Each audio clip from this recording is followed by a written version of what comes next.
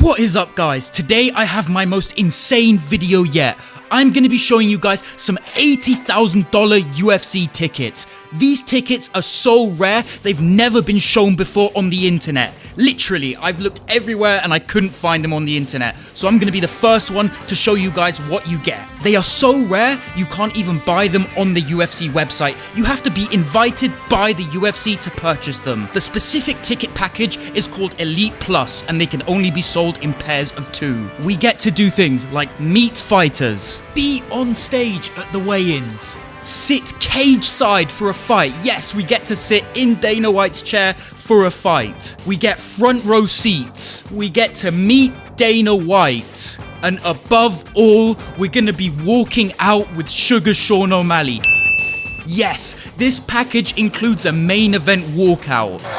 Let's go, Sean, come on! It was just such a nuts time, guys. Without further ado, let's just get straight into it. What is up, guys? I can't believe it. We're in New York and we're going to be going to Newark, New Jersey to watch UFC 316. It's going to be insane, guys. Shout out to the UFC VIP because he paid for the entire ticket. He paid for all of this. Give him a follow on Instagram. This is just absolutely nuts. We've got such an action-packed weekend ahead of us. I just cannot wait. It's going to be so good. Now, as I was filming this, I actually looked out the window and a massive crowd was forming. And the reason why is because it was no one else than Mike Tyson. I didn't know this in the moment, but I thought that was quite cool looking back.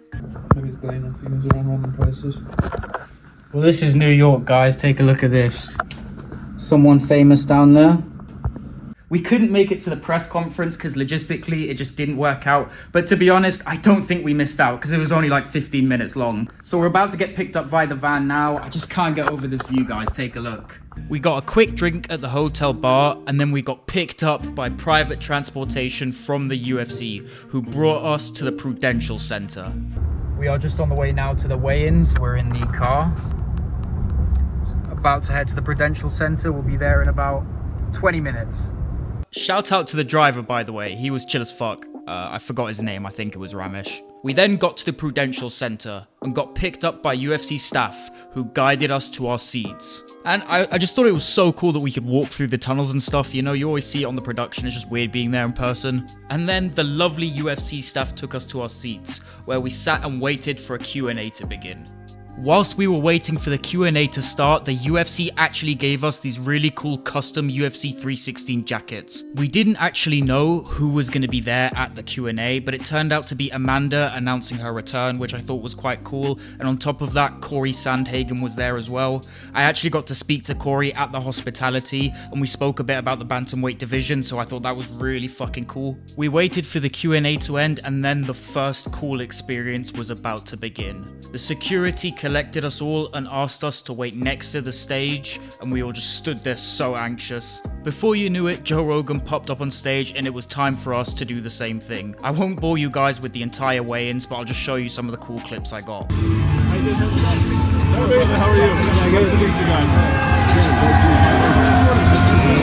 Nice to meet you, Jesse. Nice to meet you. It's awesome, man.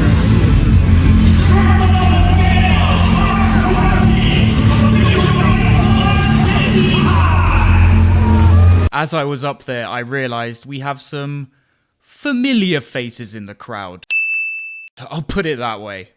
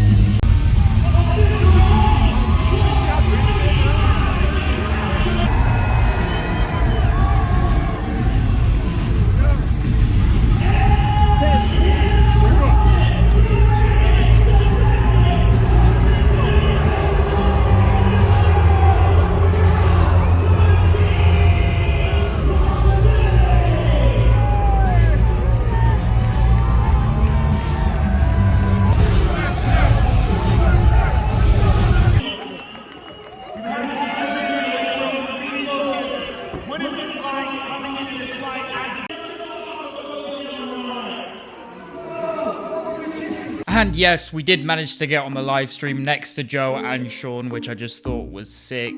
Once the weigh-ins ended, we went over to Red's Beer Garden, had some food and drinks, and got to chill with some more fighters. And that was pretty much it for day one. Fight day. The UFC told us to head to the Prudential Center a few hours early, so that's exactly what we did. Not before being stopped in traffic because a guy jumped out his car in the middle of the freeway and the police had to arrest him. I guess you could say we got the full American experience. Now, this next part I've filmed mostly with my Meta Ray-Ban glasses just because I didn't know what I wasn't allowed to film with my phone. Turns out I was allowed to film everything anyway, but, you know, better safe than sorry. The staff guided us through the empty stadium, which I thought was really cool, and then I checked to the left of me, and if you can see them, that is Brendan Moreno and Chris Weidman, and to the left of them, out of shot, Alex Pereira and Pelinio Cruz were just sitting in the empty stadium. Safe to say my nerves were starting to rise a bit at this point. I wasn't exactly too sure what was going to go down either, but I knew it was something related to production rehearsals. The lead of production was actually super kind, gave us a rundown of what we were supposed to do, and then told me to wait on this white line. Before you knew it, there was a camera in my face, and it was time for me to do the production rehearsals for no one else than Merab Dvalishvili's walkout. I've had to change the song due to copyright, and I'm not going to bore you guys with the whole thing, but I hope this can serve as a bit of insight into what it looks like to walk out in the UFC. Play the footage.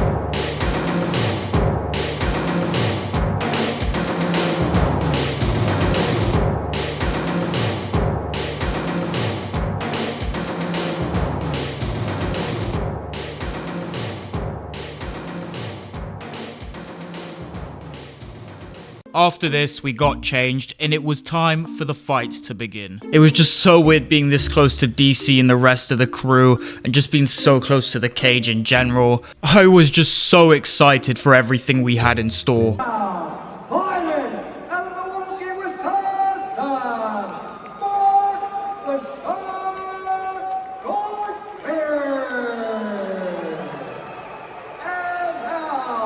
Another cool thing was we actually got to sit behind one of the corners, so we got to see their reactions throughout the night.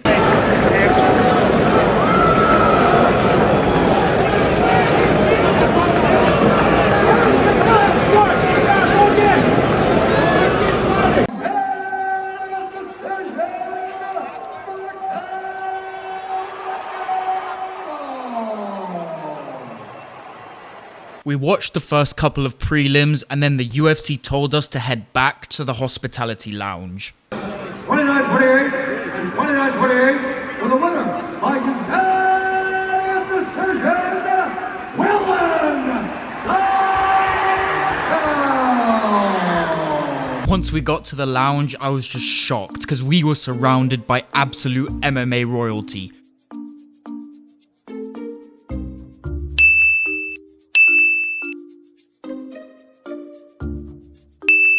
We grabbed a picture with some of the fighters, and then the UFC guided us into a changing room of all places and told us to stay put. We waited around for about 5 minutes, and before you knew it, no one else than Dana White walked in the room. I managed to grab a picture with him, and he just spoke to us as a group for about 5 minutes. And then it was time for us to watch a fight on his table. Yeah, it was time for us to watch the fight cage side. We got guided all the way to the cage side table, not before getting some weird looks by the Secret Service. This was weird because this was the same table Dana, Hunter, and Donald Trump was gonna sit on. We had to pick one of the first two prelims of the night to sit cage side for, so we picked Spivak versus Cortez, just because we thought it was gonna be, you know, heavyweights never disappoint. The fight was okay, but to be honest, I didn't even care. I wasn't even really paying attention to the fight. I was more just soaking in the entire atmosphere of the whole thing and just hearing the strikes land and stuff like so close to the cage.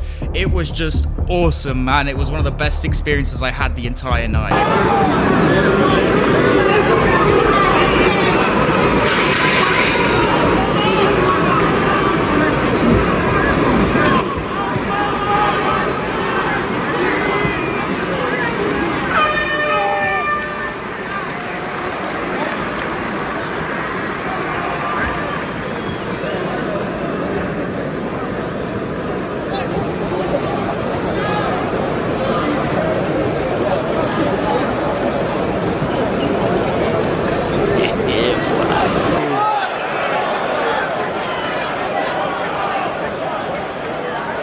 Carrying.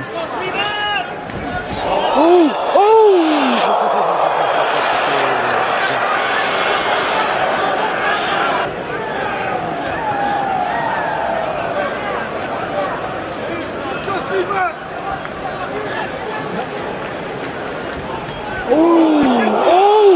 Oh, he's home! He's finishing!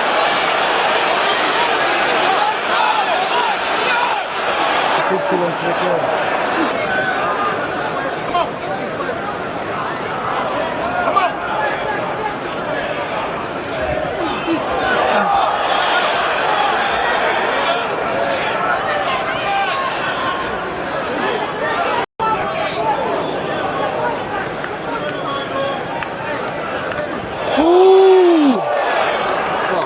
Fucking hell, that was loud, mate.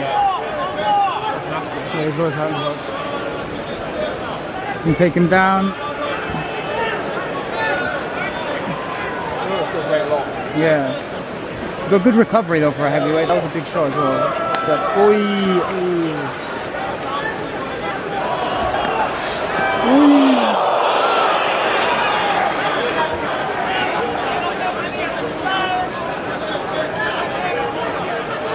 I know us MMA fans love to talk about robberies, but since, you know, I did have the best seat in the house, I've got to say, this, I just don't know how they gave it to Cortez. In my opinion, this was like the most clear Spivak win I think I've ever seen. It's probably because I'm next to the cage, but I don't know how they didn't give it to him.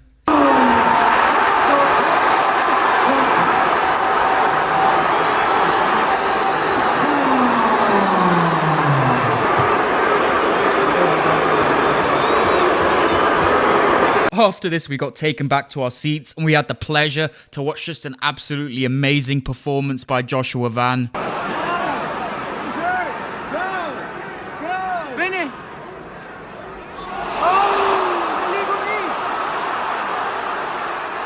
It's over! It's over! It's finishing! It's over!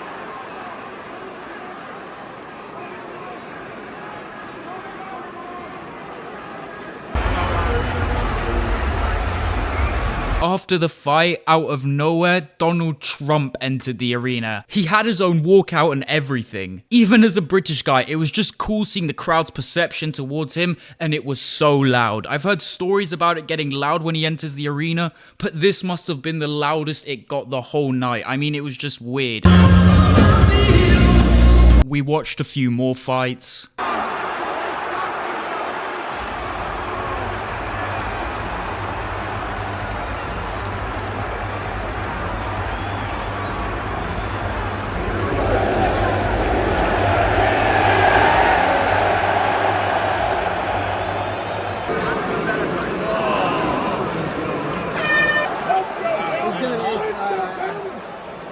I don't see it lasting 18 seconds.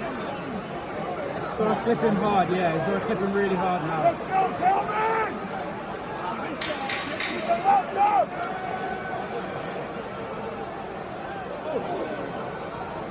2, 3, 2.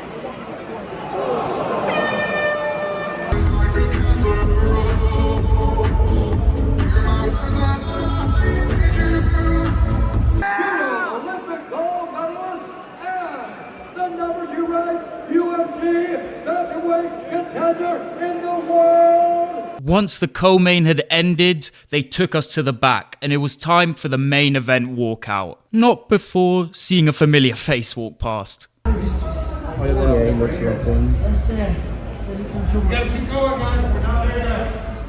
This was one of the coolest experiences I've ever had. I'll just let the footage speak for itself.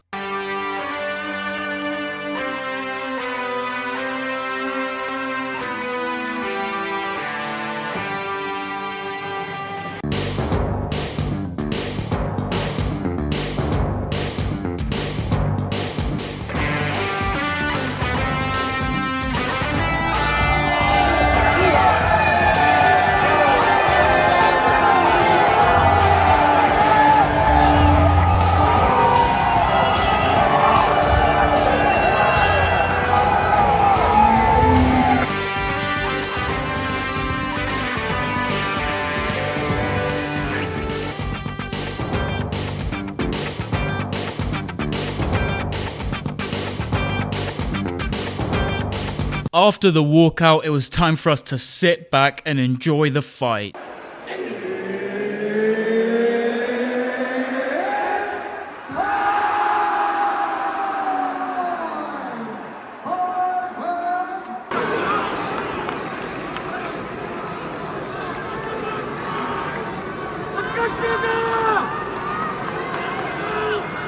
As the fight was going on, another fight actually broke out in the crowd, so we got 2 fights for the price of 1. Over there. Hey, scrap in the crowd.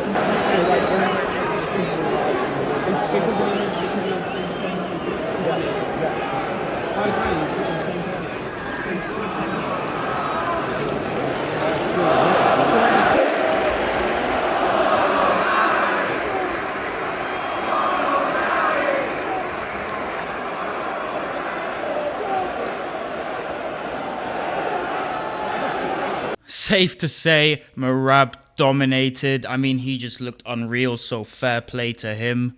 Merab submitted Sean to defend his title, and I think we can all agree Merab is the bantamweight GOAT now.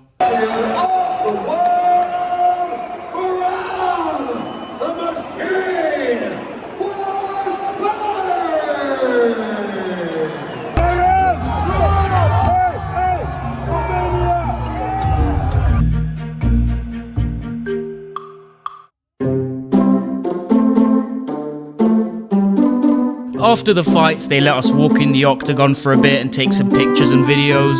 And yeah, that was pretty much it for this trip. I hope you guys enjoyed the video, and I'd really appreciate it if you left a like and subscribe. It really does mean a lot. I hope to catch you guys next time. See ya!